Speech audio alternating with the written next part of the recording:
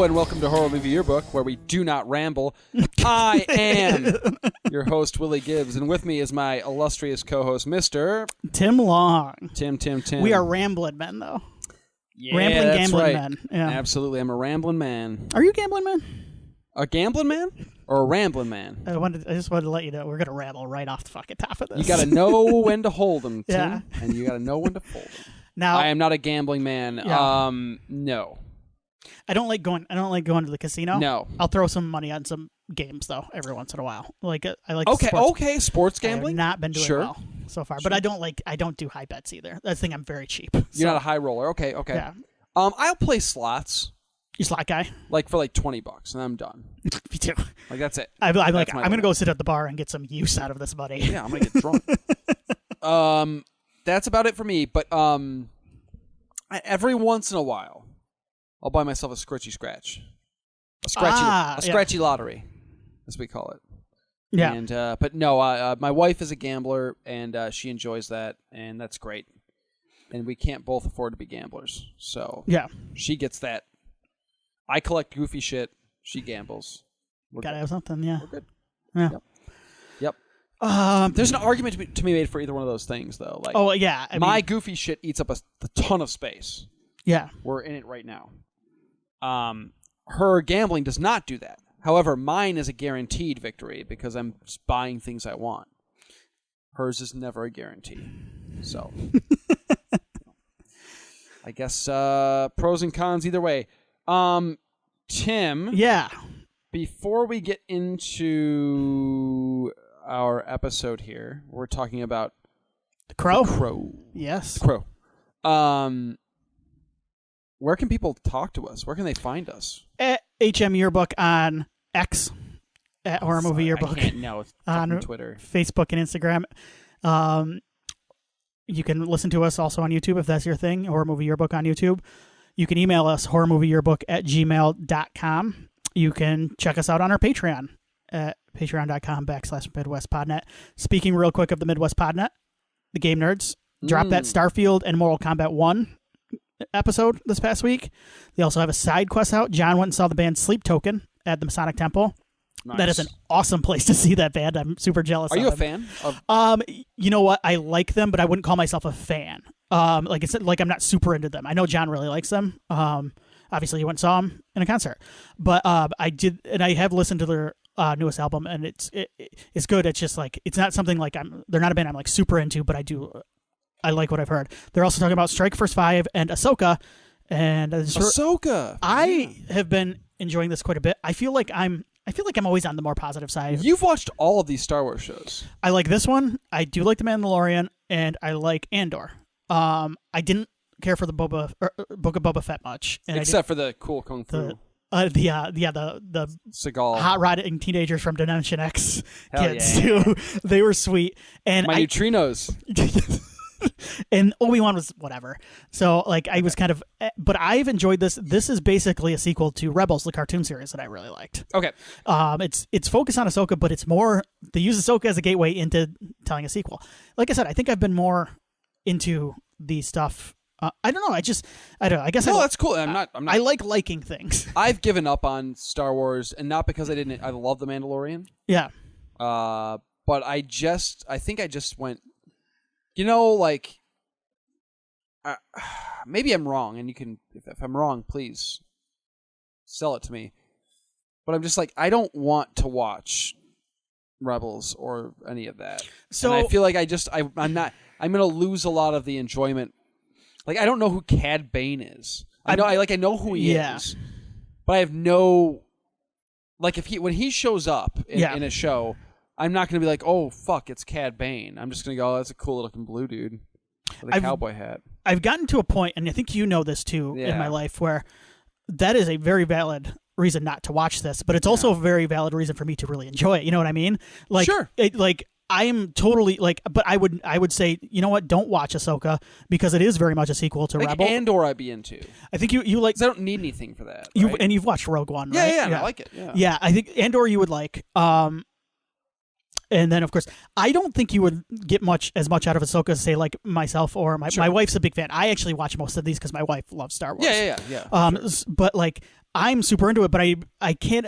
I also can't put myself in the shoes of someone who hasn't watched it and tell you how it would play for them, because I don't know, because I have watched it, right. And I have enjoyed it. So I would say just skip it, but I also don't think that's like a valid. I think that's a valid reason not to watch it. I don't think it's a criticism I like of the show itself. You know what I mean? Because it's made for people who really like that. For sure. No, and that's my thing. So like we talked about. I wasn't saying that what you were saying, but for sure. We've talked about it with the Marvel stuff before, where it's like people are like, yeah, why do I have to watch all the Marvel movies to like watch the new Ant-Man? And we've talked about like just if you like Wikipedia, then look up what happened before. Star Wars is like too much at this point, like backstory for me to do that. Like right. I'm not gonna sit there and read pages of what happened in like Clone Wars and Rebels and Resistance and all these. Yeah. I can't do that. Like for sure. I don't want to do that homework for a show. I just don't want to do it. For sure. And I think that's just because I'm just not. I like Star Wars. I always loved it as a kid. The original movies. But I guess it's never been an important enough part of my. I've never loved it enough to like put the work in to watch all the stuff. And I think with the Marvel stuff too is you could probably skip a bunch of it and be able to keep up just because you are familiar with that world outside of the Marvel stuff is different for me because I'm kind of. No, I will say I have not listened to the side quests yet, but John I don't believe has watched Rebels. I could be wrong on that, so he might be a good person to talk about this because I know he's the one. I just looked. He's the one keeping up with Ahsoka. Okay, so he might be a good person to like say like, oh, he's still watching it. So yeah. I know Thrawn's in it. I like Thrawn. Thrawn's sweet because I like the Heir to the Empire books. Yeah, I'm a big fan of those. So I just want them to do a Shadows of the Empire movie or something. Yeah, they won't because they'd have to recast Luke and Han and not Han. He's frozen. They had to recast Luke, and I don't want to de-age Luke for a full movie. I've always wanted a me too. I'm done with the de-aging even. Even in movies I like. I can like the movie and still be like, why are you de-aging? Just throw some makeup on this guy. What was the thing? I don't remember. Sebastian Stan is Luke. I heard that from a lot of people. Is that what's going on? Because he looks like Mark Hamill. Oh, I always wanted Knights of the Old Republic. Oh, hell yeah. Yeah, let's go. I've always wanted to do that. Yeah, maybe do an animated series of that. I'd be down. Yeah. Anyway, okay, enough Star Wars.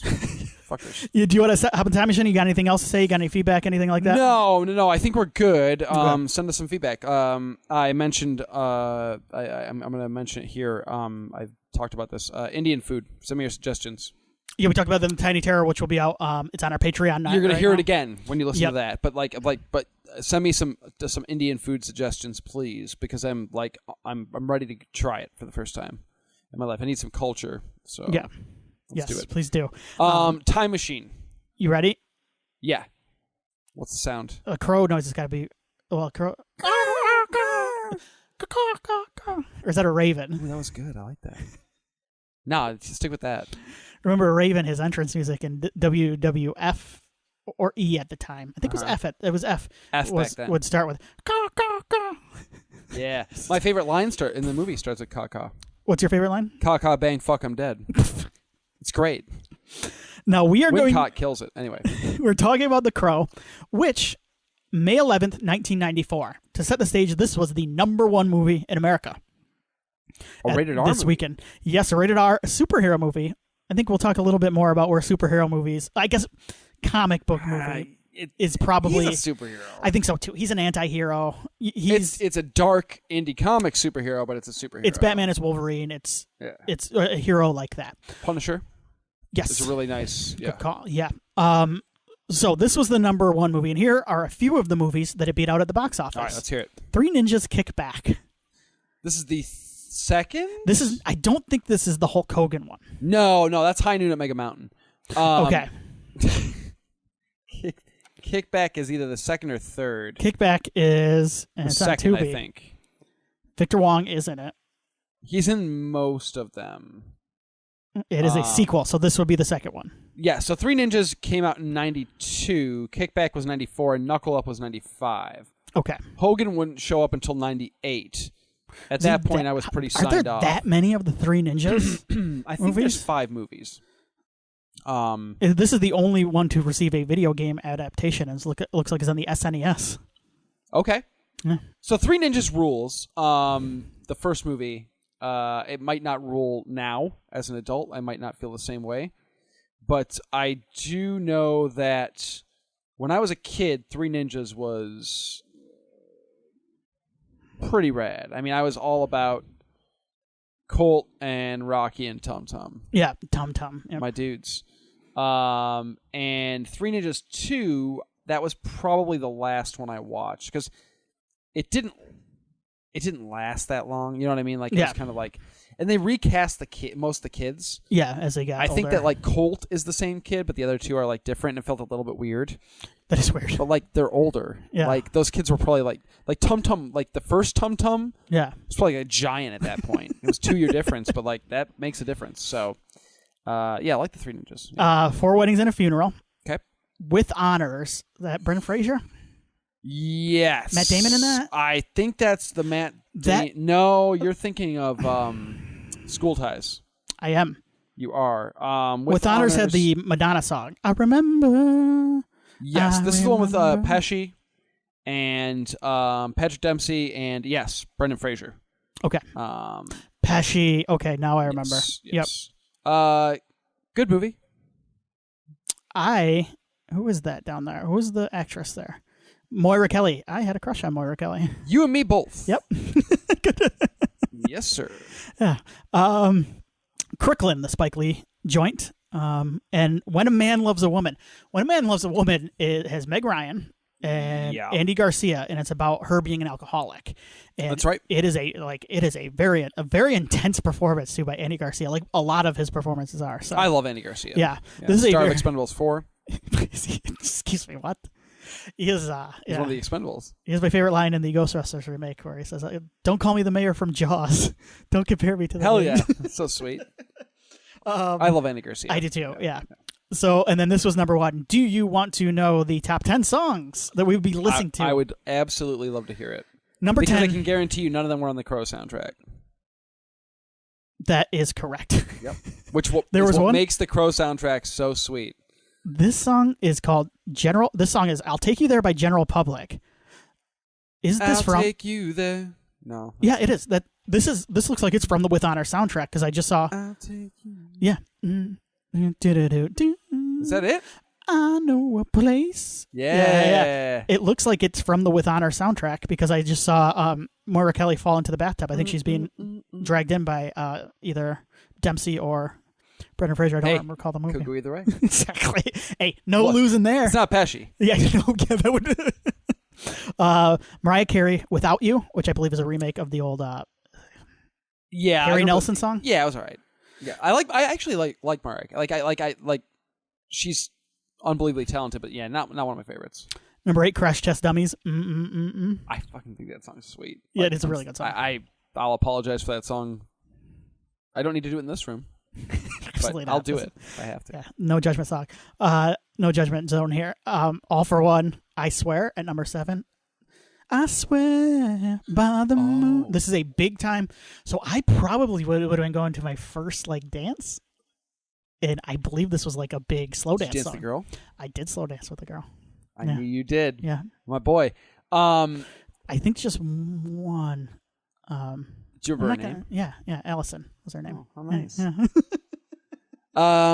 Does your wife listen? Is she going to get jealous? I don't know. I hope she would. I don't know.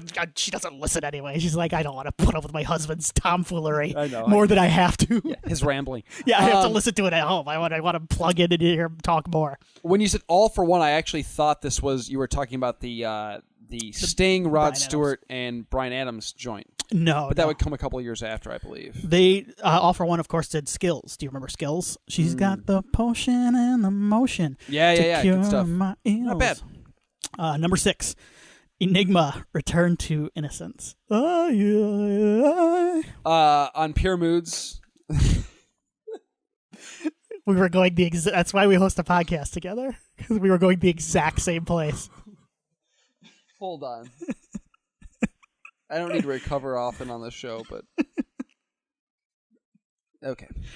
Here's what Pure Moods did to me, though: I never listened to Pure Moods. I never bought Pure Moods.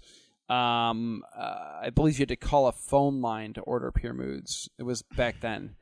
Like you had to give them your. Yeah, it was it was a commercial that ran like a mail-in thing, right? Yeah, every hour on the hour. But it ran super late at night. If you those nights where you were up later than you were supposed to be, and I remember the Pure Moods commercial would come on, and they'd play the Enya song, and they'd play Return to Innocence. Yes. And I knew that Tubular Bells was coming, and I got freaked out, and I turned the TV off because it was on Pure. I was like, why is this on Pure Moods? It's the Exorcist song. Well, there was also on Pure Moods, I believe, was like an ambient version of the X-Files theme. It was like the techno version. Yes, it was. Or the electronic version of the X-Files theme. Yes. That didn't bug me because I never watched the X-Files, so I guess I wasn't like dude, when Tubular Bells would come on, I'd be like, turn it off. I can't do it because I wouldn't sleep. It would freak me out. Number 5, a song I just sang, was Madonna's "I Remember You," which is from the With Honor soundtrack. Yes. Number 4, Big Mountain, "Baby I Love Your Way," also from a soundtrack. Baby I Love. Do you know the movie that it was a soundtrack to? I don't. A movie that I really like. It is a very 90s movie starring Winona Ryder, Ben Stiller, and Ethan Hawke. Reality Bites. Oh, yeah, great movie. Yes. Yeah. Great movie. I'm just going to put this out there, though, too. There's like a kind of like a love triangle between the two, and Ben Stiller's like a yuppie, and Ethan Hawke is Ethan Hawke, like 90s Ethan Hawke, and she's 10 times out of 10 she's gonna please, especially at that age, like, come on, okay. She's not looking for a responsive, she's looking for Ethan Hawke. Yeah, like now Ethan Hawke, I don't know, it could go either way, but yeah, back then, get out of here. Prince, "The Most Beautiful Girl in the World," and number 3, it is a good song, yes. Number 2, Counting Crows, "Mr. Jones." Mr. Jones and me. Huge Counting Crows fan. I don't like him. This is like one of those. I don't have guilty pleasures, especially in music, but it's as close as I get. I loved Counting Crows. I had all of the albums. It's on a lot of music. Yeah. You know what I mean? Like when I'm in the grocery store, I hear it a lot. I've been hanging around this town. There you go. The corner. Mr. Jones is something about a drug dealer. Yeah. Right? Mm-hmm. So I was at a house party with the founder one time, and he got invited to go to the house party, and he did not want to go, but he felt compelled that he had to go because he's such a sweet guy that he couldn't say no. Yeah. And I said, "Founder, I will go with you." And I called him Founder. This is before the podcast even existed, but I knew, and I went with him just to I don't know, be a buffer or something. Yeah. And we got there, and I fucking swear to you, the singer from Counting Crows was at the Adam house Duritz. party. Oh my goodness! I swear, this. If he was not the lead singer to Counting Crows, he was doing the most incredible cosplay I've ever seen in my life. Does Alex? Will he back you up on this? Yes. I'm gonna text him right now. Text him right now and say, "Hey, did you see the singer from Counting Crows?" Oh, I'm going to use his God-given name, Adam Duritz. Do you think he knows it? Yeah, he probably knows it. He'll Google it. So, but I remember we were both at this party and we were both feeling kind of I don't know, weird about being there. It was just, we felt whatever. And I remember they were playing beer pong in the living room. And there were 2 beer pong tables side by side, if I remember correctly. It's like a weird tournament situation. And I turned to him and I go, "Mr. Jones," and he died because he immediately knew what I was talking about. This guy was definitely the Counting Crows guy. Adam Duritz? Duritz. I like that though. Duritz. Yeah, and then a number 1 song in America that would be blasting on our way to go see The Crow. Ace of Base, "The Sign." Ugh, I hate that song. Yeah. Did you like All That She Wants? I Have Another Baby. Yeah. Way better. There was another. It was a lesser hit called. The Sign was played too often. The Sign was on all the time. It was too much. Yeah, a lot of these songs, and this was when we were kids, so we were listening to the radio all the time. Yes, It was too much. It was played so often that I still have a repulsion. Looking up. There's a third. There's another one that Ace of Base is all right. Yeah. I just don't. That song was played so I for those that weren't listening to the radio back then. Let me tell you, it was played all the time, constantly, inescapable. We are not talking about The Sign though. we are talking about The Crow. Sorry, Alex just texted me back before I get it. Let's hear it. He says it was at the very least a man who was the spitting image of him. Spot on. All right, yeah, I told you, like it was great, but he was cry laughing. You've seen Alex cry laugh, and he was cry laughing. It was great, and then people were looking at us like, why is this guy like laughing so hard? And it's because we both knew. It was Duritz. The Crow. Let's talk a little bit about The Crow. We did it 20 minutes. Sure. That's our goal, is to get to the review in 20 minutes. That's great. We did it. This is a movie that I have not seen in a long time. I watched it when like it came out on like video when I was a kid. Mm-hmm. I caught it glimpses and pieces, like it was on like Showtime or whatever, HBO or whatever it was on. Growing up like after, but I have not sat down and watched this thing from beginning to end probably in 30 years almost. Mm-hmm. Like a long time. It's been a while. This is a movie. I'll just give my thoughts real quick and then I'll throw to you because you picked it. This is a movie that I always wished I connected with more. Okay. I felt like a movie that like the cool kids got and I never got when I was a kid. I liked it, especially being a wrestling fan, and Sting when he would dress up like the Crow. Yeah, were you introduced to Crow Sting before the Crow? No, I knew of the Crow before. Okay, yeah, gotcha. I remember, but like he came out. Oh, that's cool. He's like the Crow. He's like the Yeah. But he's hip. Yeah, he's hip. And he does a decent job capturing the essence of Brandon Lee's back then Crow. Yeah, back then, yes.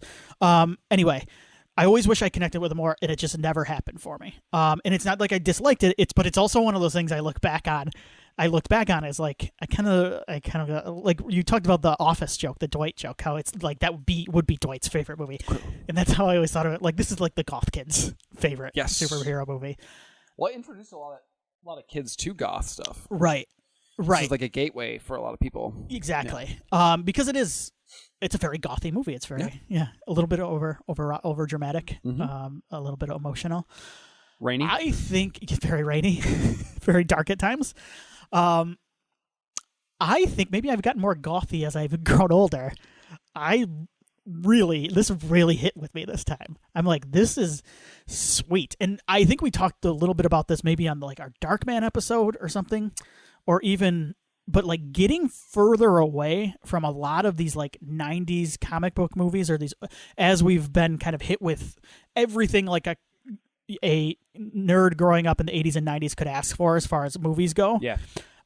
Getting back to like something like this, or even like Darkman or the Rocketeer, movies like that, like there's something refreshing, and that's taking nothing away from a lot of the movies that I really like that have come out in the last. But there is something. This film, it's the term's thrown around, but it's visionary. Like it sticks to a very specific vision, and it goes.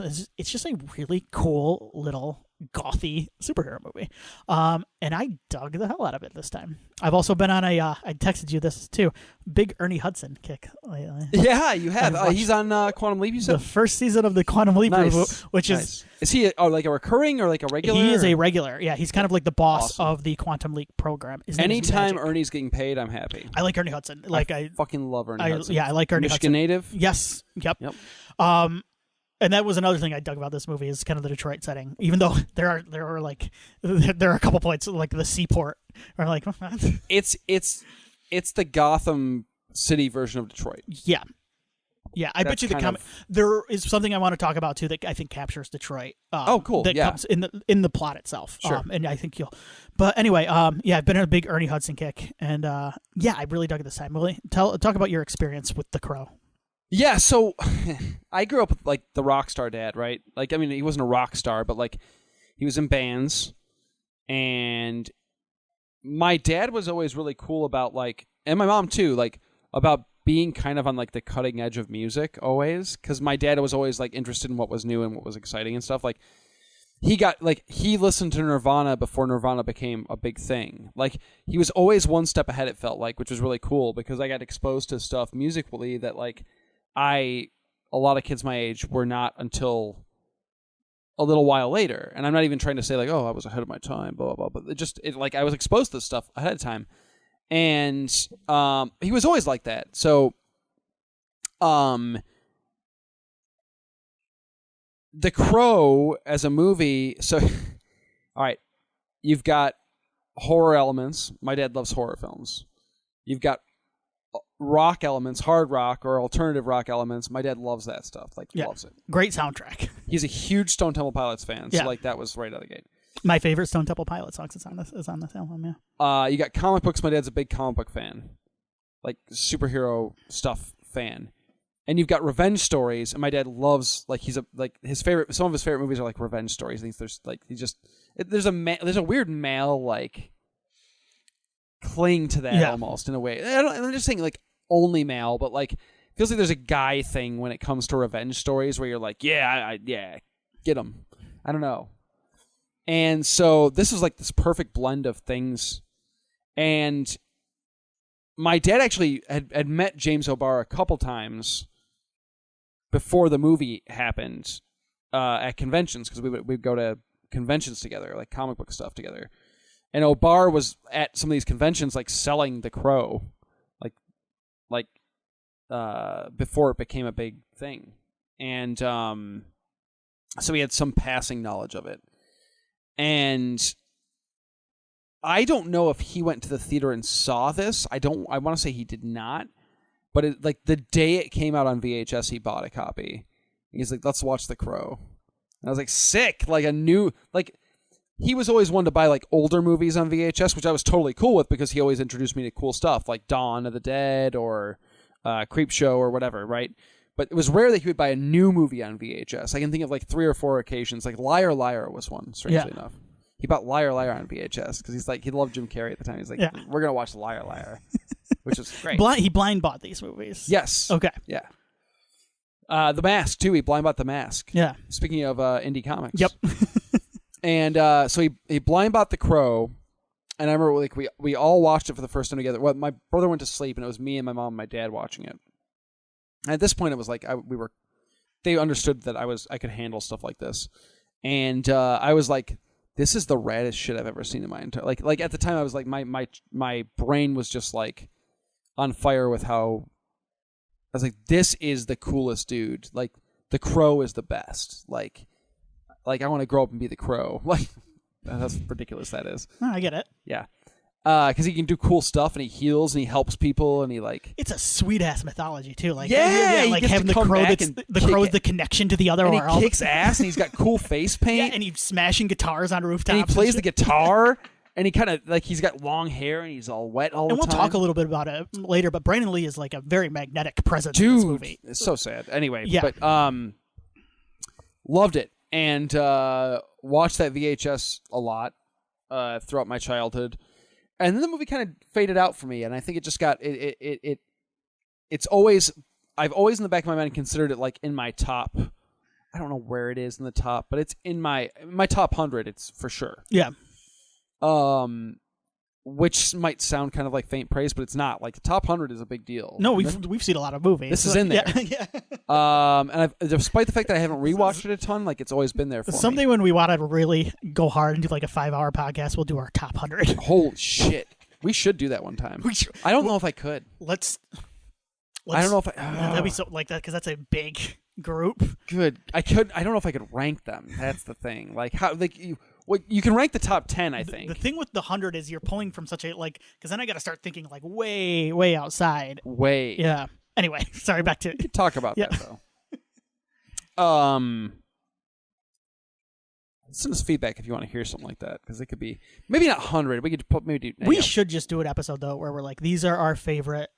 Our top 10 favorite. We each bring on our top 10, and maybe not movies of all time, but maybe we do like slasher movies. That'd be fun. Yeah, we should maybe we should start doing stuff like that. That'd be cool. Anyway, so it blew me away as a kid, and I've watched it a couple times here and there throughout the years since.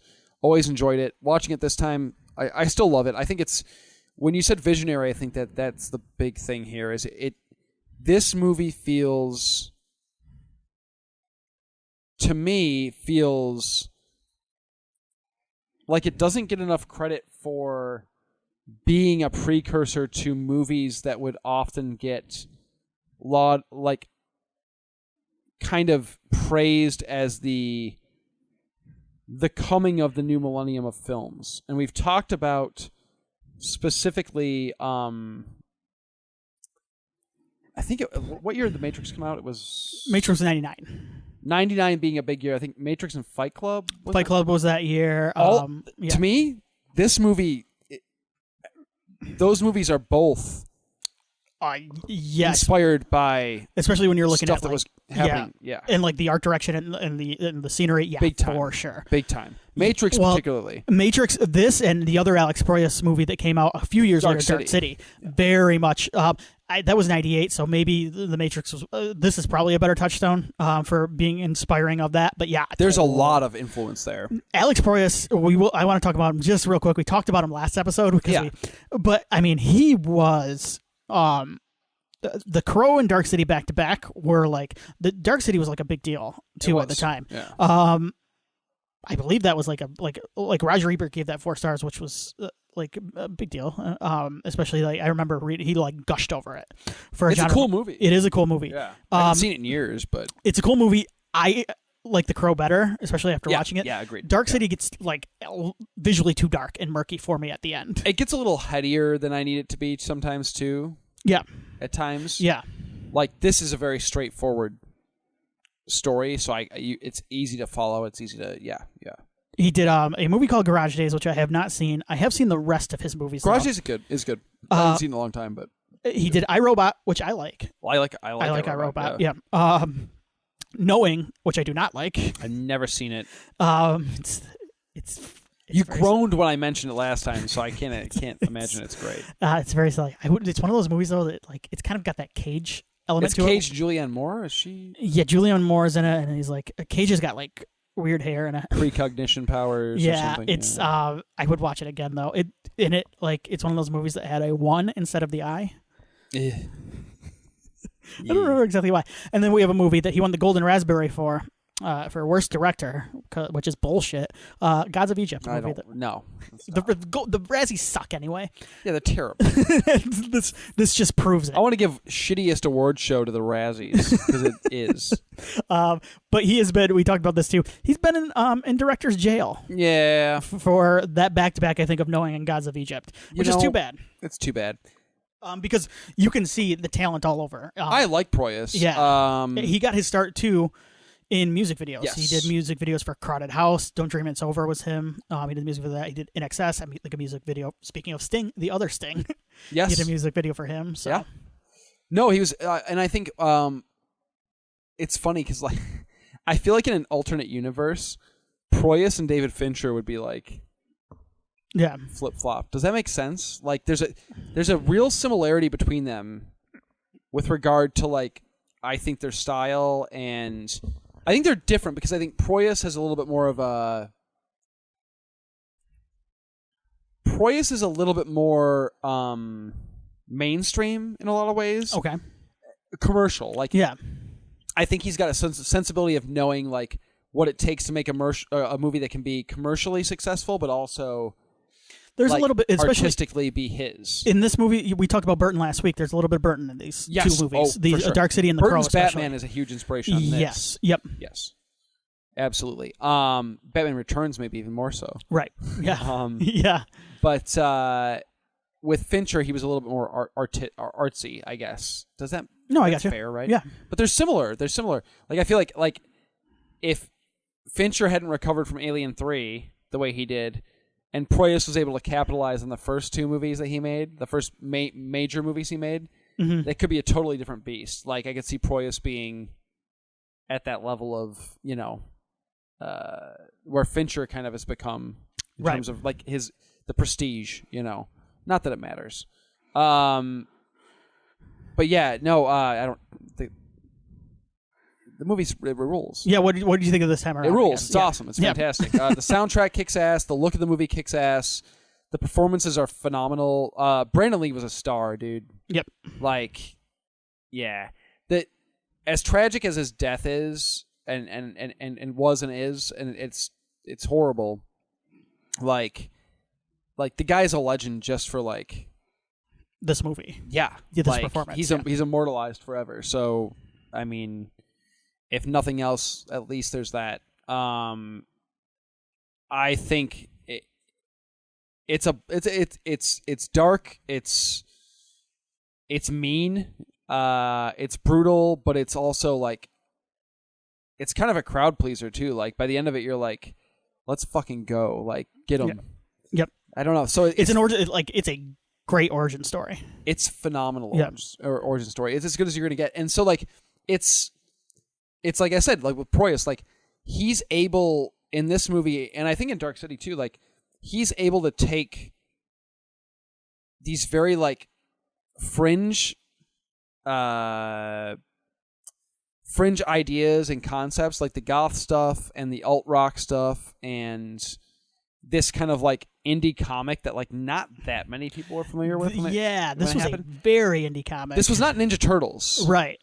So like Ninja Turtles, yes, started as an indie comic, but like it had gained some mainstream notoriety because of the cartoon and stuff by the time the movie was made. Right. This was not that. This was a real gamble in a lot of ways. Right.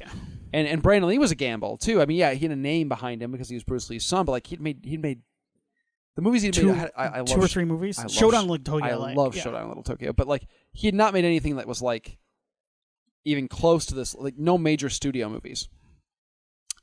And like he's able to take those fringe things, but there's this bow on this movie that makes it so like palatable from like a commercial standpoint.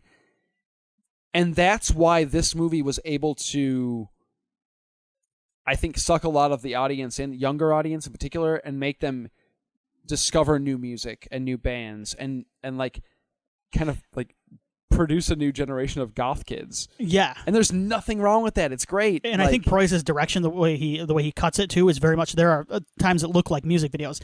And MTV at the time, we're in the mid 90s with all the grunge and stuff, and music videos were huge back then. Yes. So. Absolutely. Yeah. So I love it. I think it's great. I think it's fantastic. Let's get into this plot. And then I'm going to stop after what we do is I copy and paste the Wikipedia plot, and then we stop. And we add our own thoughts as to where we're at. Okay. On Devil's Night in Detroit, Police Sergeant Albrecht surveys a crime scene. A young woman named Shelley Webster has been raped and gravely wounded. Her fiancé, rock musician Eric Draven, was killed in the attack, having been stabbed, shot, and thrown through the window of their loft apartment. Yeah, he got very killed. Super killed. Yeah. As he leaves for the hospital with Shelley, Albrecht meets a young girl, Sarah, whom Shelley and Eric look after. Albrecht comforts Sarah when she realizes that Shelley is going to die from her injuries. This is what I want to talk about with Detroit. The original writer and artist, I believe, what is his name? James O'Barr. Thank you. Is from Detroit. Yes. The comic book took place in Detroit. I've never read the comic book. I would be interested to, because I think this takes place on Devil's Night. Yes, which is a Detroit thing. It's that's kind of, so October 30th, there's always been stuff that's kind of gone on there. I found there's a thing there. It's been called Mischief Night, the night before Halloween. Mischief Night. There's a Cabbage Night, which is where kids ran around in rural areas and threw cabbage at houses. The Orson Welles War of the World broadcast actually happened on October 30th. So there's always been a weirdness, but Devil's Night is what I always associate with the night before Halloween. And growing up, I remember, like, I don't know if you were the same, but like I remember growing up, like that night, like my parents having the news on and like keeping an eye on how crazy things were getting. You lived in the area, right? Yes. Yeah. So I remember like my parents would always have the news on. They were like, all right, it's a light year. That's good. Right. Or like, oh, it's getting nasty. Like there was always like major Devil's Night news coverage. So for the people that didn't grow up in Michigan or the Detroit area, what happened was a lot of this happened in the 80s. And a lot of this was due to the automotive industry, the plants, basically, I mean, the white flight of the 60s, 70s, 80s. It wasn't just people living in houses leaving. It was companies, factories, and they got out of town. They went north to Pontiac. Yeah. So they would go north. And what they did was in the city, they left a lot of abandoned buildings. So a lot of what you hear about Detroit even today, it stems back from, oh shit, watch Barbarian. Yeah. you'll get a kind of a glimpse of what we're talking about. But what would happen was in the 80s, people would go around and set these abandoned buildings on fire. Yes. There would be, like, 1983, 553 fires in a 72-hour period. 1984 was kind of the big year. That was kind of like the last straw in a lot of ways, was 810 fires. They shut it down. Like, there was like curfews in place and stuff like that. Yeah, the mayor stepped in. He coordinated 8,000 police officers, firefighters, city workers. Remember that we had Angels Night became a thing? Yeah, they rebranded the night as Angels Night. They had a ton of civilian volunteers out there, like patrolling and stuff like that, keeping an eye on areas that had a lot of abandoned houses. And it was usually houses and stuff that got lit up. It was like... And, unfortunately, you would have situations where people would burn these houses and stuff under the guise of, like, oh, it was a crack house or it was a blah, blah, blah. They just wanted to light stuff on fire. Yeah. There were certain people that hide behind, like, the artistry of, like, blowing up it or, like, lighting out, like, an abandoned building like that on fire. Anti-establishment thing or whatever. Yeah. Like then do graffiti. Like, right.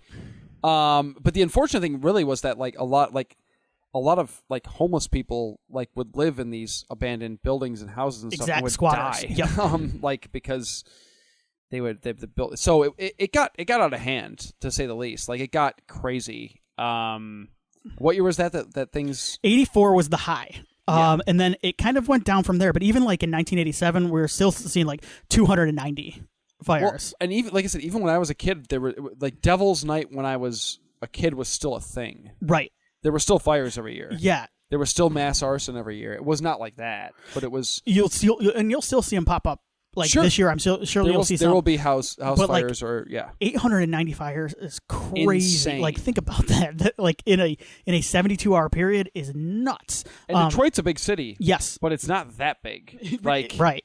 It's insane. So that is kind of the backdrop that I think is when I mentioned. I agree. That's the most Detroit thing about this movie, and not in a great way, but it is what it is. So, and there's even though the city itself is kind of Gothamized, like comic bookized, I guess. I don't know. There's still an emphasis on cars in the movie too. Like there's not an emphasis on cars. It's not like this is the Fast and the Furious, but like the cars are featured kind of heavily and like included in a couple different like chase sequences and stuff. So I kind of dig that too because it feels like Motor City. Like that feels right to me. Even if the city doesn't look like Detroit, there's at least some thematic stuff there, like that kind of ties it back to the city. So right. And even rock music has a long history in the city of Detroit. Well, I mean, a lot of people would say that like modern rock in a lot of ways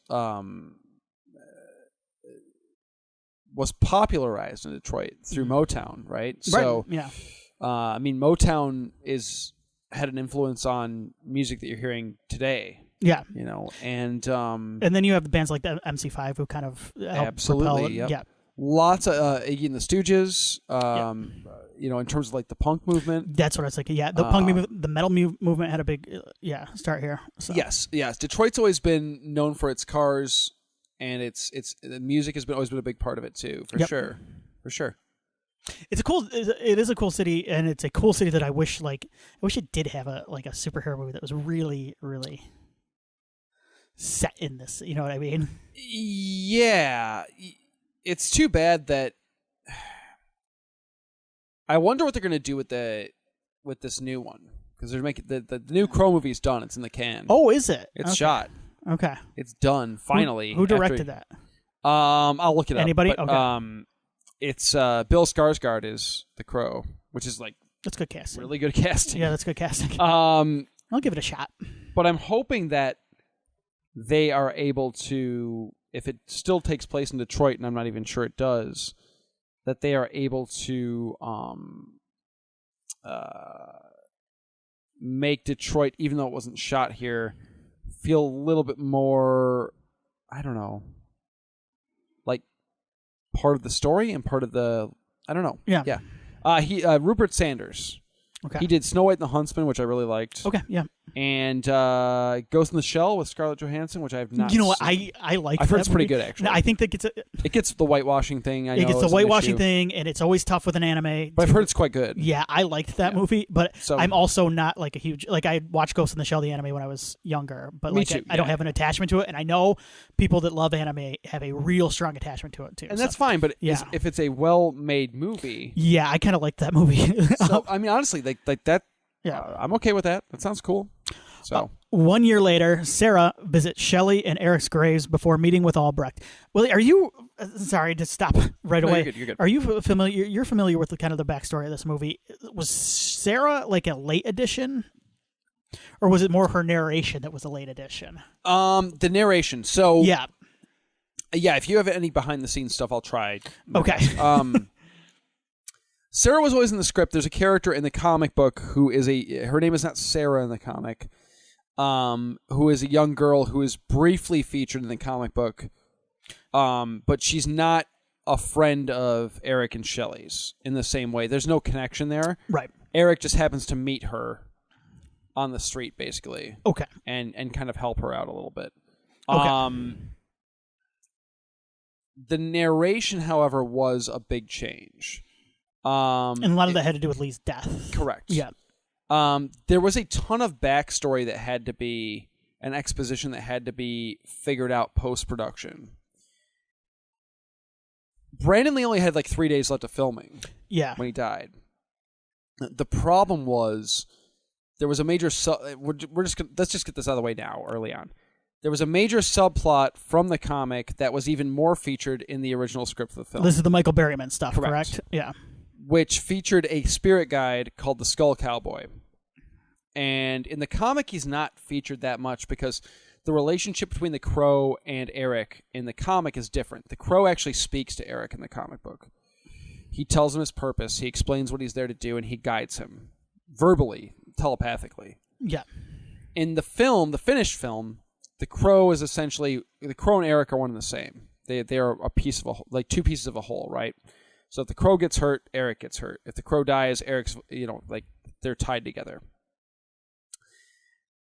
But in the original version of the film, as it was written, would be Michael Berryman would show up in this cool kind of skull. There's cut footage you can find on YouTube. It's kind of neat. In a cowboy outfit and a duster and stuff, with the kind of inference that the Skull Cowboy is somebody who was the Crow's avatar whenever. It's like way back in the day. And he's there to kind of guide Eric on staying on path. Because the original idea was that if Eric would divert from his path of revenge, if he would do things to help others while he was there back on Earth alive during his mission, his powers would be weakened by it. And there's a lot of cut content from the film from that. The reason why it was cut is, A, Proyas thought that the Skull Cowboy was goofy and didn't look good. Okay. That's part one. The second part, I think I said A and then part one. The second part is that there was some stuff that needed to be shot still between Berryman in costume and Brandon Lee. Okay. And it was not finished. And for those two reasons, Proyas decided I can cut the movie in a way that just eliminates that. And they added the Sarah voiceover to kind of flesh out the legend of the Crow. Yeah. And they switched up the idea of when the Crow gets shot, he gets hurt. Or he's vulnerable. He's not invincible. Now, I'm trying to get through this as quick as possible. When we get into it, I'll mention, as we go through the plot, I'll mention a couple moments where the Michael Berryman character would have shown up or been a factor in this original idea. Okay. Just bear in mind, the idea is that if Eric Draven, Brandon Lee's character, if he diverts in any way, shape, or form from sticking straight to his path of killing the people that killed him and Shelley, if he does anything to divert from that, he's weakened. He's not able to heal and be superhuman, basically. Okay. Yes. Okay. Anyway, and that's from the comic too. That's part of it. Yes. Yeah. So 1 year later, Sarah visits Shelley and Eric's graves before meeting with Albrecht, who now takes care of her. A crow lands on Eric's gravestone and taps on it, resurrecting him. Upon returning to his now derelict apartment, one of my favorite words, derelict. So sweet. Eric experiences flashbacks of his murder when a gang broke in and attacked him and Shelley due to them protesting forced evictions at their apartment building. Eric also discovers that any wounds he receives heals immediately. Guided by the crow, with whom he shares a telepathic connection, Eric sets out to avenge his and Shelley's murders. Couple things. One, the anytime that, and we flashed to it a couple times. Anytime the murder and the rape stuff, it's handled very classy in this movie, in my opinion. Like, I think most would agree. Like, rape is like something I don't want to see on film, for sure. Even pretended, or I understand in some films it's an important plot element, maybe. But I think there's a way to handle it in which you can. It can feel exploitative a lot of the times, and I've seen a lot of movies. It's easy for it to feel. Yes. Even in movies that like claim to be these like classic, like prestige. I was thinking like there's a lot of mainstream. I've seen it in mainstream movies where I'm like, this is gross. Even like Irreversible is a movie that's always considered to be like kind of that's what's his name, Gaspar Noé. Yes. Yeah. Who's kind of a prestige director in a lot of ways for people who are into that, into film. That I can't do it. Right. You know, and it's too much. But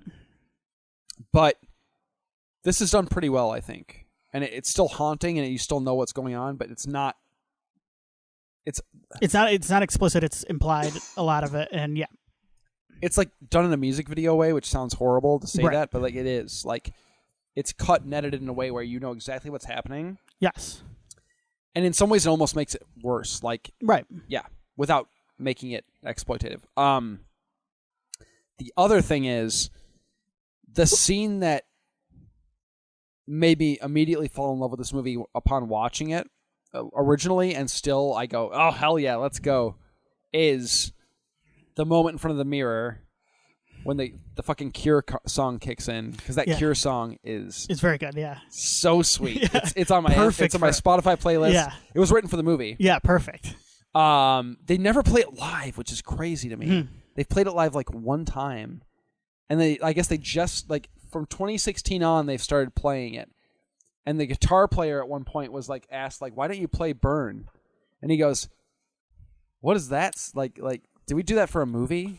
Like, they don't even remember the fucking song. It's so sweet. Yeah, it is like, cool. I would toss out the rest of the Cure's library for this song. But if I recall correctly, Cure had so they had their big run in the 80s, in the late 80s, and then they had a weird, they had a rebirth in the late 90s. It was because of this song. Yeah. Because now I'm maybe I'm thinking though, they don't look back fondly on this time period because. Yeah, I just don't think they realized that the song was part of what. Yeah, maybe they have now since then. But you know what? The Crow has stayed a little bit of a cult movie too. Yeah, so that's true. It has a following, but it had a bit of more of a cult. Yes. Yeah. Well, and what's funny is the Cure was that's one of the bands that O'Barr was listening to a ton. Cure and Joy Division. Joy Division. And when because I texted you, I saw this the other day, and it was on X. This is my fault for logging on to X, Twitter. But I saw it. I saw a tweet, and it had all these retweets calling this and Freddy vs. Jason and a couple other Saw actual new metal movies. Metal. This is not a new metal movie. No. This is a goth rock or an alternative rock movie. Yep. 100%. And thank you, because those were the bands he name dropped, and that's what I think. I think of Joy Division or Bauhaus or The Cure, when I'm thinking of The Crow. Those are the bands that he even based Eric Draven's look in the comic book off of multiple different singers, lead singers, including Iggy Pop. Funny enough, who was supposed to play Fun Boy in this movie, by the way. That was what I was going to ask you. Could not do it. The gangs are T-Bird, Tintin, Fun Boy, and Skank. They're so sweet. And then what is Tony Todd's names? Name? Not Grange? Is it Grange? Yeah, Grange.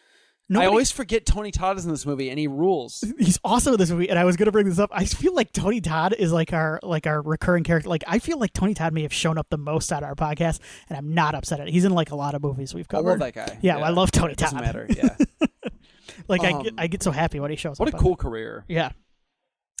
That's the things I was going through all the movies that he like the Night of the Living Dead remake and Candyman and this, and I'm like, man, what a sweet Final career. Destination. And, yeah, Tony Todd's sweet as hell. Heat. Yeah, I believe he's in Heat, isn't he? Yeah. Isn't Heat right? Wait, hold on. No. Wait, maybe. Whatever. I love Tony Todd. And he's great in this. He's got like a smaller part, but he's really cool. And you kind of know his character right away because he's such a great actor that like you immediately know he's like that guy who like gets the job done for his boss. Because Wincott's high on coke the whole time. like he's gone. Yeah. And so like Grange has to get this shit done. Like, but he'll do it because he's loyal. Yeah. Do you know what your Crow gang name would be? What's that? Do you know what your Crow gang name would be? Like would you like Tintin or Top Dollar? Gibber. Gibber? Yeah. I'd be T-Boss. T-Boss. T-Boss. Kind of like T-Boz from I like TLC. that, but with the S's. Yeah, Yes. nice. T-Boss and Gibber. Right, yeah. those are good. That's kind of sweet, right? Yeah, we sound like we're ready to take on the Crow. Let's go. Yeah, I'm ready to get murdered.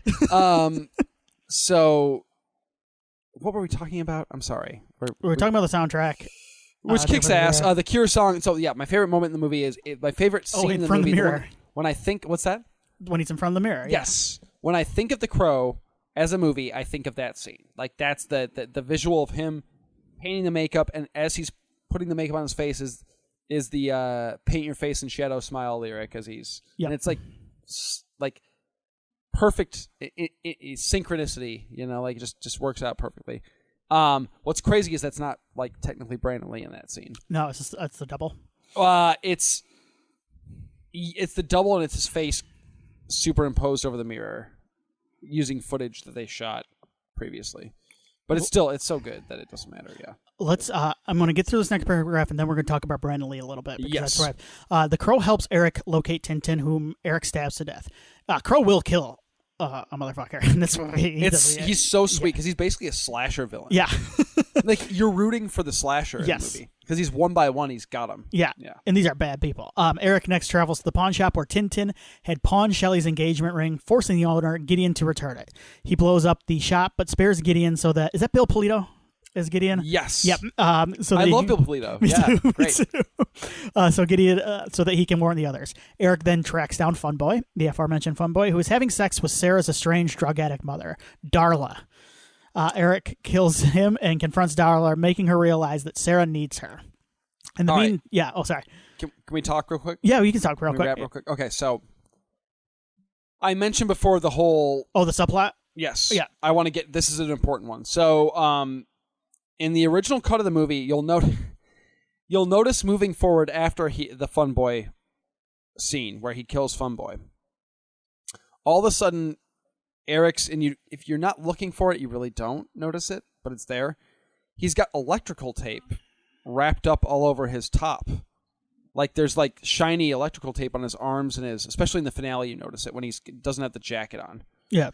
Well, in the original scene, when he goes to help Darla, he's essentially warned, like, cut it out. You're not here for her. Like, don't help her. But because he's a good dude, he can't help himself. Yeah. He takes the morphine out of her.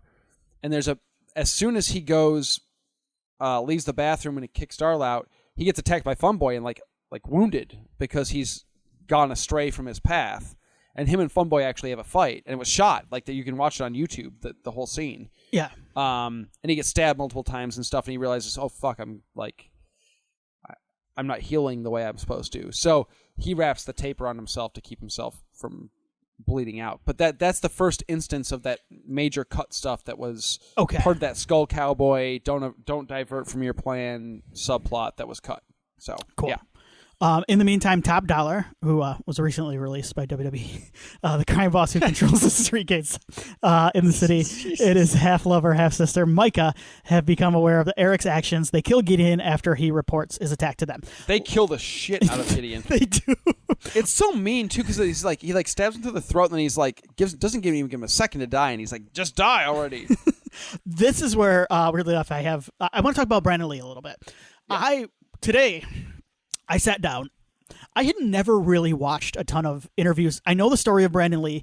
I've never watched much of him as a person, though.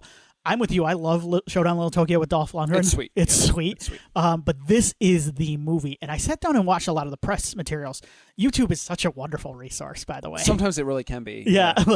I love YouTube because you can just get lost on there. But it's cool. Someone put together just 2 hours worth of kind of press materials from the movie, interviews with the comic creator, all sorts of stuff. If you Google the Crow documentary, it'll pop up. I'm sorry, I wish I could remember who it was. You know what? There was some really so while you're looking it up, there was some really. I remember the VHS tape that my dad bought. There was some really cool stuff at the end that was kind of like a tribute behind the scenes thing. It almost felt like a full moon.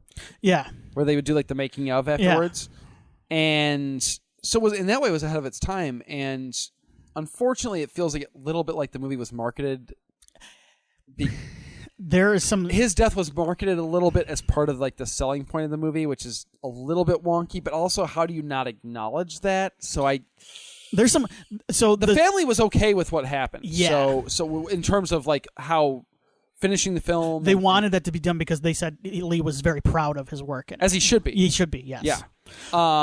But his final on-camera interview was part of the behind-the-scenes stuff at the end. So anybody interested, it's 2 hours worth of stuff, but it's really cool. It's called Shadowplay the Crow documentary, and it's not really like a traditional documentary. It's what the Launchpad, I believe, just cut together a bunch of it starts with the interviews, some of the promotional material, like Brandon Lee with an interview on Leno, where he's talking about the guy that broke into his house and how he disarmed him. It's got an interview, a lot of the promotional materials, like you said before, and then it has an interview with the original comic character, and then it has that VHS stuff you mentioned as well, which is very good, and it has a lot of like you said, interesting stuff too, with Lee talking about kind of his own death in a lot of ways. It's weird, but it also has what you talked about too. There's an Inside Edition story that feels really skeevy. There's someone on the set that it feels kind of gross because they're the movie's cursed, and then Seagal shows up and he's pimping out some conspiracy theory about his death. He's I think he was murdered by blah blah blah. The triad. The triad. Yes. Yeah. No. I mean, ultimately, the victims here are Brandon Lee, his family and friends, and Michael Massey. Michael Massey, yeah. I feel awful for Michael Massey. Who shot the prop gun. Who shot the bullet that killed him, but who was not complicit in any way, shape, or form. That's got to be just such an awful thing to... And there were the reason for the Crow curse thing is it wasn't just that Brandon Lee's was killed. I mean, that was obviously the biggest talking point, but there were a ton of accidents on set. There was a crew person that was electrocuted and had major they're in a cherry burns. picker or something that Yep. There was a couple stunt people killed or hurt, not killed but hurt really badly, and it's all sorts of but also cocaine was rampant on the set of this movie. Rampant. Bad. Everybody was doing coke. Yeah. Not everybody, but a lot of people. To the point where there's actually a story about behind the scenes about how they were doing a take of some scene, and somebody sneezed, and they had to yell "cut." And Brandon Lee annoyingly goes, "I guess somebody just lost $50 because the guy sneezed." Okay, that's how much cocaine was on set at the time. So you have to wonder. Yeah. Well, I mean, so what the story that happened is a lead bullet from a previous scene stayed in the handgun, the gun. There's been 17 versions of this. Yeah, and story. the blank was it was stuck in there. They didn't see it, and it wasn't a live round in the gun. Right. That was loaded into the gun. There was an obstruction in the gun that was fired. There was a piece of metal, whatever that piece of metal is, I don't know, that was stuck in the barrel. And when the gun fired, it shot out.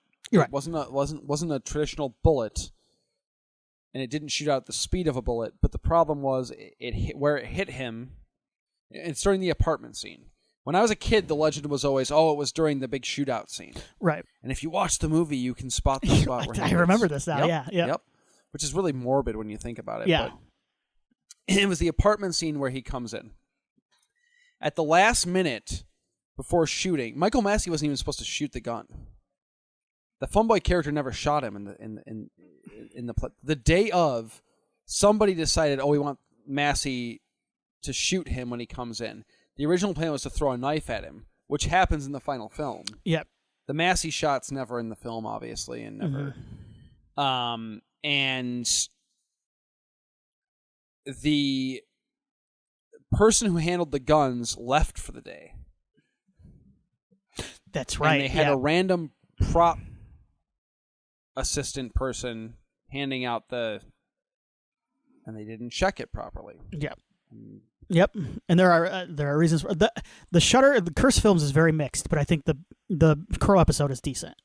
Sure. I haven't seen it, but that's season 2. But So I haven't seen that one. But that one, it does a good job. And there's an interview with Berryman where he's like, "Look, like it's a union bust in town, and like they brought someone in who like didn't know what they were doing. They were working long hours on top of it, and it just like that's what happened. It was cutting corners, is what happened to him. There's no curse. It was, and if the drugs thing might be a part of it too. Yep. I mean, people weren't thinking straight or weren't, And I think the other thing, too, that gets mixed in is Bruce Lee, his dad, died. And there has always been mysterious circumstances surrounding his death. I mean, what happened with Bruce Lee is he didn't overdose on a pain pill. He took a pain pill and had a reaction to it, right? It's kind of what it is. Yeah, it was basically an extreme allergic reaction to a pain pill. His body rejected it and killed him. And the other theory, too, that kind of sometimes makes sense, he had his sweat glands removed. Which Bruce Lee, cannot be good for you. Especially if you live in L.A.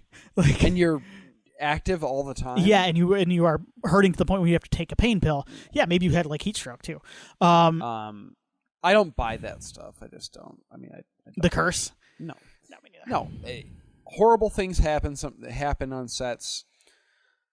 Luckily, rarely, but it happens. I brought up that documentary too because the interviews with Brandon Lee, like he's such a charismatic and smart.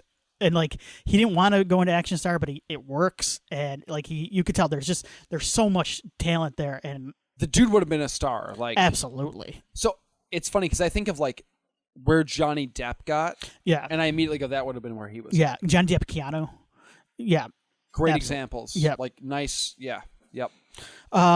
So there we go, Brandon Lee. Eric visits Albrecht explaining who he is. Albrecht tells him that he watched Shelley suffer for 30 hours before dying. Eric touches Albrecht and feels the pain Shelley felt. Upon Beautiful leaving, scene, by the way. I love this whole sequence is great. Yeah. Yep.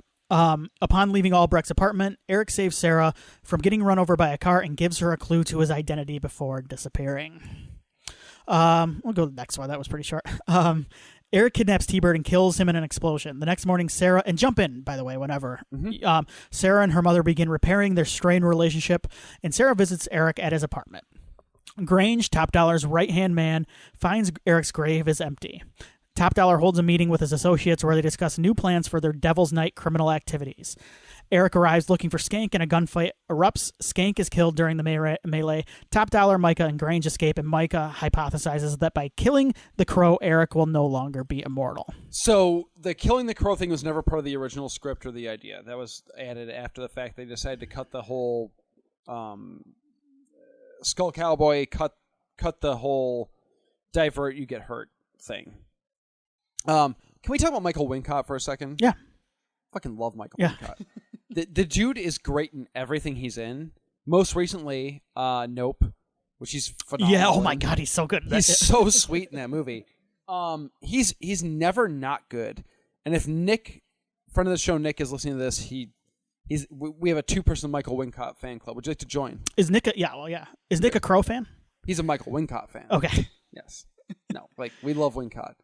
The biggest Alien Resurrection has a lot of disappointments involved in it.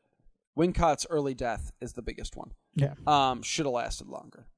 But no, I love Michael Wincott. I think he's great as the villain in this. Bai Ling, always wacky. She is. Always wacky. Yeah. Real wacky in this one. Mm-hmm. No, I just want to make sure we mention the cast because everybody's great in this. T-Bird, gosh, I'm trying to think of the actor's name. Michael Kelly, David Michael Kelly. Is it David Michael Kelly? Michael David Kelly. Gosh, I feel bad. This is where you're supposed to look it up for me, Tim. Yeah. Yeah, sure. One of the greats, because just like the ultimate character actor, always like brings it in every role he's in. We've talked about a role of his before on the show. I know this. Do you remember what he's most Michael David Kelly. Michael David Kelly, yeah. What he's most famously known for? No. Warriors. Oh, yeah. He's that guy. Okay. Yeah, so which is great. But yeah, just the cast top to bottom, I just want to mention, like everybody's great. David Patrick Kelly. Kelly, thank you. And I knew it. I apologize. Yeah. David Patrick Kelly. He's got 3 first names. He has a great filmography that includes. So good. He was in like the number 1 and 3 movie because he was also in Crooklyn. Oh, nice! Yeah, there you go. What a killer month. Yeah, but he was also in Commando and another rad. Walter Hill movie, Last Man Standing. Also rad. But I do want to mention too that the young actress who plays Sarah. Oftentimes, kids who play kids in roles like this can come off as annoying or like kind of not great. Like, I'll just being honest. Like, I think we talked a little bit about this. Yeah, I just watched a show where the I'm not going to say the show, but if you've listened to the podcast, you know what I'm talking about. Where the child actor is not my favorite at acting. And I feel bad saying that, but like it's not like for what the character needs, the performance is not there at all. And I will say the character, the actress who plays Sarah is quite good. I think honestly, like she does a really good job. I find it believable. I like the connection between her and the characters. So the cast top to bottom before we move on to the finale here. Everybody brings it, so... I'm going to do this next paragraph, and then I want to play a little game with you. That'll be quick. Uh-oh. Eric, believing his vengeance is over, as we all do sometimes, gives Sarah Shelley's engagement ring. As Sarah walks home, Grange abducts her and takes her to an abandoned church where Top Dollar and Micah are waiting. Through the crow, Eric realizes what has happened and goes to rescue her. Grange shoots and wounds the crow, sapping Eric of his immortality. Micah grabs the wounded crow, intending to take its mystical power. Okay. Do you have anything here? Yes. Okay, yeah. The crow thing, once again, I mentioned. So I'm going to talk a little bit about the final fight here, and I don't want to talk too much because we're not there yet, but like the thing with the crow gets hurt, Eric gets hurt, he's not immortal anymore, blah, blah, blah. We've talked about this whole deviating thing. The moment, my understanding is that the stuff that wasn't finished was, there's a little bit on YouTube. Eric decides to go help Sarah, despite thinking he's done with his revenge plan. He's killed T-Bird and Skank, and they're all gone. And the Skull Cowboy shows up on the steps of the church and says, "Don't do it. It's time to move on. You've achieved your goal. She's not part of it. If you do this, you're putting yourself at risk, and your soul could be damned, blah, blah, blah."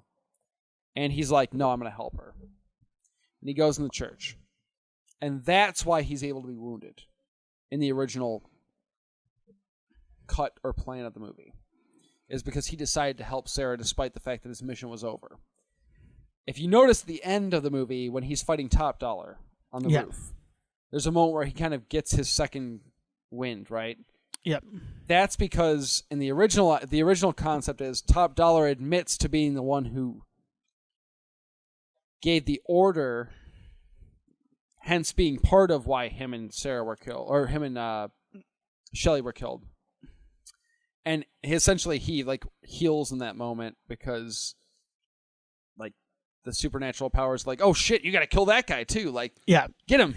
So it actually kind of makes more sense that he gets that kind of like, it works in the final cut totally. Like there's the thing is a lot of the stuff like it's flawless. Like it doesn't. The final cut works the way it is, and it's weirdly enough the narration works too. And I think it's because it's a little bit over the top. It's comic booky. It's impressive how they made it work. Like it really is. It feels like you're reading panels. Like the blurbs at the top of panels, the boxes at the top of the panel. 100%. Yeah. And I've heard a lot of people say like, "Oh man, I'm so sad that it was all cut and stuff." I'm like, I don't miss any of that. Right. I'm good. Like, it'd be cool to see that version. Yes. But I don't need to see that version. Yeah. Like, it works so well on its own. I don't care why he has electrical tape on him. He's a goth. He looks cool. Yeah, that's something Trent Reznor would wear. Exactly. Yes. So that's. I just want to mention that's the final mention I want to make of the whole alternate version. Blah blah blah. But I'm always fascinated by alternate versions of movies and what didn't happen and yada yada. So that's kind of the reason why he's able to be hurt in the original idea, and they switched it to the Crow shoot the crow, hurt him kind of thing. We have touched on the comic book elements of this movie, how it was based on a comic book too.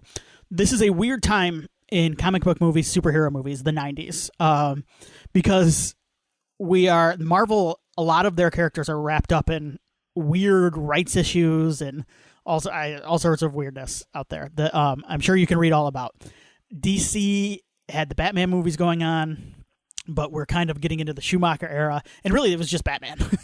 There was no DCEU, no DCU, anything like that. Marvel hadn't kicked into gear. We've gotten Captain America and Fantastic Four, stuff like that, Punisher.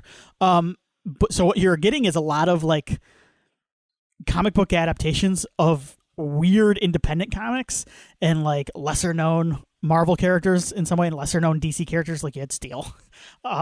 Yes. But oh god. What I did here is I've got a list of 90s superhero movies that are not, well, one of them is associated with Marvel. Okay. I guess two of them technically. Anyway, this is kind of shows you the weirdness of the 90s, and I want you. In the 80s is such a cool time for comic books too, because it is like there's a lot of weirdness to those books too. A lot of those 80s books, like it hadn't gotten to the point. The 90s comics, and I love them, feel like the jocks to me. In the 80s, feel like the goth kids. Like even Claremont's X-Men, which is like the most popular book of them. It's the Outcast kid, the misfits. Yep. Yeah. So, but I've got a list right here, and I want you to I'm going to rapid fire, and I want you to go better or worse. Barbed Wire. Is The Crow better or worse than Barbed Wire? It's better. Barbed Wire, of course, is the Pamela Anderson movie that was sold about her being nude in the opening credits. And she was, but I don't think it was actually her. No, it was, It's a body double. And, No, The Crow's better. The Barbed Wire sucks. It's not great. This is a tough one, and it's... But no, it's kind of funny. This next one is a tough one, and it's not technically based on a comic. Actually, it's not based on a comic, but it was done by someone who didn't get Batman. Darkman. Is The Crow better or worse than Darkman? Better. I love Darkman. Yeah. The Crow's better. Okay. I think so. It's okay. Darkman. No. Darkman has a lot in comic. I think The Crow is better. But yeah. Darkman accomplishes everything it's setting out to do. I just think The Crow has. The Crow's a little deeper, I think. And The Crow. The impact part is part of that for me too. Gotcha. Like The Crow is. That's fair. Yeah. There's a specialness to that. Like it's. I don't want to say flash in the pan because that sounds negative, but like, it's like the right potpourri of things happened that made The Crow. Like you could never copy that exact. Right. And Darkman's a fun movie. Raimi would go on to make better superhero movies. Absolutely. Yes. So this is the Marvel one. I just am curious. Blade. The Crow. Yeah. Love Blade. Yeah. Blade 2's better. I agree. This is Blade 2's your favorite, right? Blade 2 is my favorite, yes. It fucking rules. Yeah, but I really love It's Blade. a top 10 superhero movie. Yeah. Yeah. Blade's great. No, Blade's a ton of fun. Yeah. But Blade 2 is like... Blade 2 is cool as hell. Next level. Yeah. God, I want to go home and watch it right now. Meteor Man. You remember Meteor Man with Robert Townsend? I do. The Crow's better. I don't know why I had this on this. Is Blank Man coming up next? What's it? Blank Man? Oh my god, I loved Blank Man. It's so sweet. Meteor Man though was in the front of the Marvel comics for a good 2 years. Like the advertisement for Meteor Man was. They were smart. In every comic book. Meteor Man's not great. This one though is interesting because it is similar to a comic book that was around the time. Judge Dredd, the Stallone version. Crow's better. Do you like Judge Dredd? I remember being shocked when I watched it. A little bit of a soft spot for Judge Dredd. It's like 70 minutes long before credits. It's so quick. It's kind of fun. Yeah. Armand Asante is a force. Yeah. Yeah. But he's no Wincott.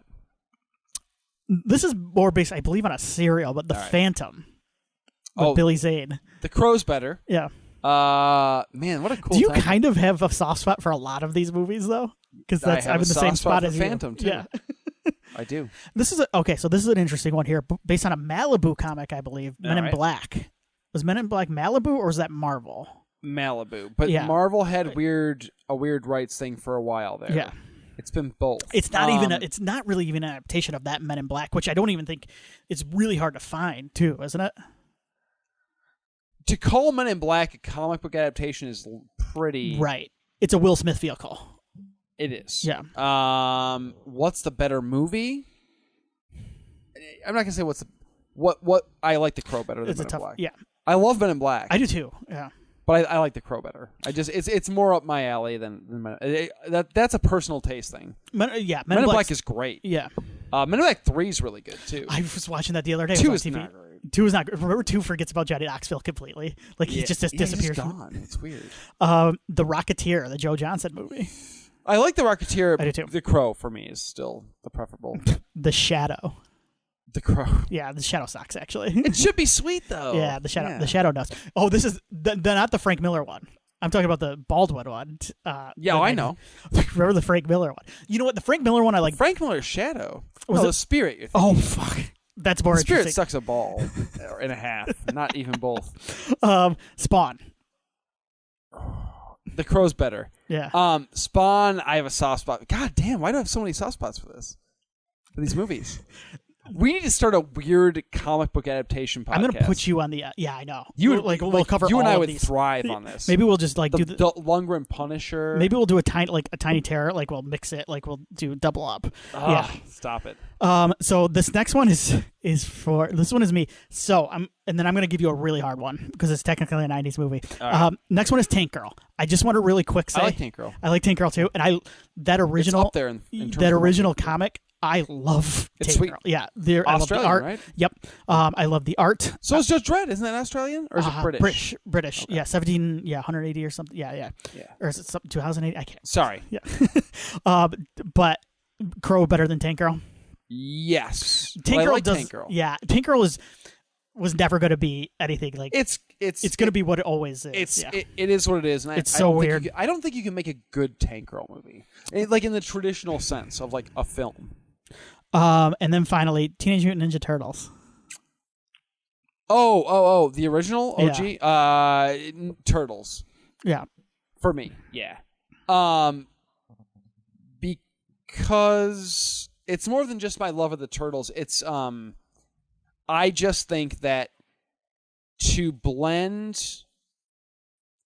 be able to blend what the comics were doing, the indie comics were doing, and what the TV show was doing, which were totally, as far apart as you can almost get, to be able to blend those two into this kind of perfect combination that could appeal to adults and kids. Yeah. You couldn't, it's Turtles for me. Yeah. The heart of that movie is so yeah. But although I think this has a lot of heart too. No, 100%. Yeah. 100%. There's a danger to Turtles, despite it being a kids movie. The Crow's not a kids movie. Let's get that straight. Yeah. Turtles is a kids movie, but it still has an element of danger and an element of we don't get that in kids movies lately, at all in the last 2 decades. I feel like, and maybe that's a good thing, but I miss that a little bit. So let's get into this finale. Yes, because I got to wrap this up here. Yeah, but thank you for indulging me. I was curious. No, it was great. I like revisiting this era in comic book movies because it is so weird. I even forgot the mask, but you know what I mean. Albrecht arrives and assists Eric, shooting and killing Grange before being wounded by Micah. The Crow escapes Micah's grip and claws her eyes out, making her fall to her death down the church's bell tower. Very Batman 89. Bell tower. I was just, yep.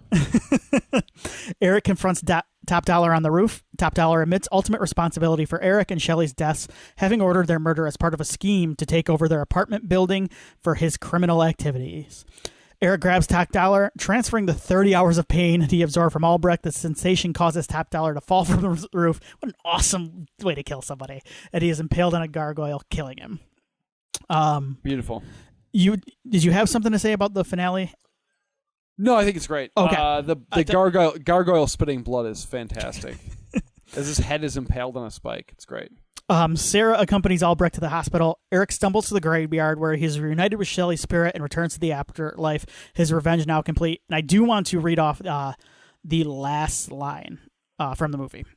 If the people we love are stolen from us, the way to have them live on is to never stop loving them. Buildings burn, people die, but real love is forever. This can come off as super corny, but as somebody who loves comic books with a narration, yeah, I'm all for it. This is the point where I said, I think I love this movie. And you know what? It ties into Brandon Lee. A lot of it ties into Brandon Lee because this is a great legacy to leave. That line awesome. is a great legacy. What a statement to walk, yes. like to go out on. I mean, you know what? It is a little corny. It's a little cheesy, but I don't care. The crow's he's an emo guy. He's an emo guy. He wears his heart on his sleeve. Ultimately, they're suckers for this stuff. Exactly. They won't admit it, but. I did want to ask you real quick. I have only seen the Boreanaz, I have not seen the Boreanaz sequel. Seen the Boreanaz. Yeah, You've seen City of Angels. I've seen City of Angels. What do you have you seen all of the sequels? Yes, there are 4 Crow movies. Have you seen this TV series? Yes. Okay. Yes. What do you want to know? Are any of them worth watching? I have a weird soft spot for City of Angels. Who's seen City of Angels? Is that Vincent Perez? Mia Kirshner's in that. Iggy Pop is in that one. He is. Tom Jane, and he is unhinged. I have a soft spot for City of Angels. I don't know why. Okay. It's basically a lesser remake. This is directed by Tim Pope, just real quick, yep. And he did a ton of Cure videos. A lot. A ton of music videos, period, but so many Cure videos. So many. Sorry. It is a lesser, basically, remake of the first film in a lot of ways, but it's kind of fun and gets really crazy towards the end, crazier than this movie is able to. And it kind of works for me. They do carry on the character of Sarah, which is cool. Okay. Because Mia Kirshner plays an adult. Oh, plays Sarah? Yes. Which is neat. So there's a tie to the original. There is a work print version of City of Angels out there on YouTube that is legitimately pretty fucking good. Okay. The Weinsteins fucked this movie. Bad. Oh, that's right. Miramax has the rights for these, don't they? Bad. The original cut was actually, my understanding, which is it's lost at this point, but the original cut was apparently very cool and different from the first movie enough to where they recut the movie and reshot stuff to make it basically it's just the first movie again. I saw the Eric Mabius one. That is Salvation with Kirsten Dunst too. Direct to video. Not great, but kind of fun still. It's a little bit more of a mystery. Okay. Because you don't know who killed Mabius and his fiance. Okay. So he's not only is he getting revenge, he's discovering the people involved throughout the course of the movie. Kind of like that. Yeah. Yeah. But it's Eric Mabius, so. Yeah. And then Wicked Prayer. Edward Furlong narrated David Boreanaz. I've not seen this, but we had this at the video store, and I would walk by it all the time, and I go, wow. If you watch any Crow movie beyond the first, this is the one? Make it Wicked Prayer.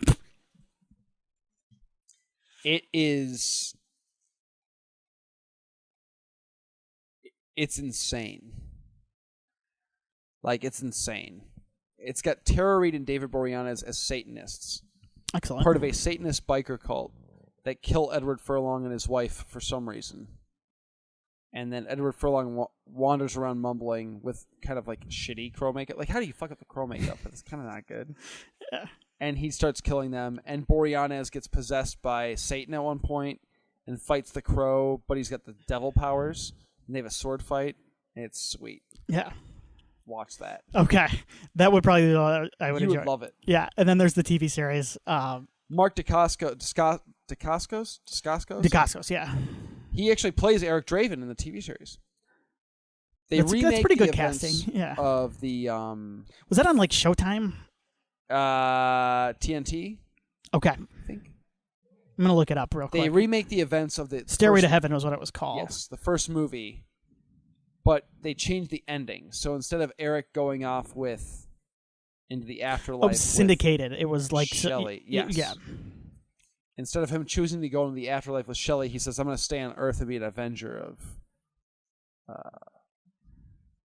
I don't know, people who need avenging." I guess we have kind of I was looking at some, at least on YouTube, I was looking at some of the demographics, and we have kind of a younger audience. I wonder if they even in points. I wonder if they even know what syndication is at this point. Yeah, syndication was Xena and stuff. It would air on your local stations, whatever they decided to put it on, basically. Yeah, very low budget stuff. Yeah, Xena, Hercules, stuff like that. Yes, high concept, low budget. I guess maybe. Mm-hmm. or like high ambition, low budget. TNG, Star Trek was syndicated too. Yes. It would basically be like they'd make it and they'd sell it to your local stations, and your local stations would put it on whenever they felt best. Yes. Yep. So the Crow Show was very what's the Lorenzo Lamas? Oh, Renegade. Very Renegade, very Hercules. We should start a syndicated TV series podcast. I'd be so down. Very Mortal Kombat Conquest. Yeah. Remember that one? Yeah, I do. Yeah. Also syndicated. Mutant X.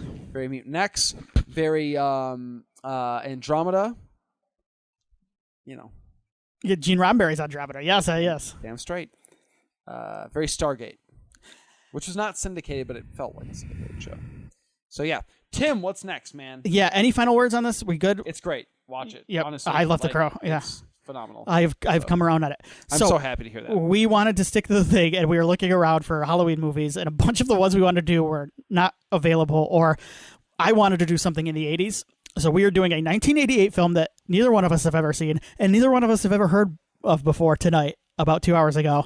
It has a 4.8 on Rotten Tomatoes, though, or on IMDb. Hell yeah. This is, holy shit, it's directed by Bill Heinzman, too. Even better. I think I've heard of this movie now. Or not heard of it, but it's called Flesh Eater. Yeah. Bill Heinzman he rises from the dead to turn teens into ghouls. So this is not a zombie movie. This is a ghoul movie. A ghoul movie. And it takes place... Night of the Living Dead was a ghoul movie.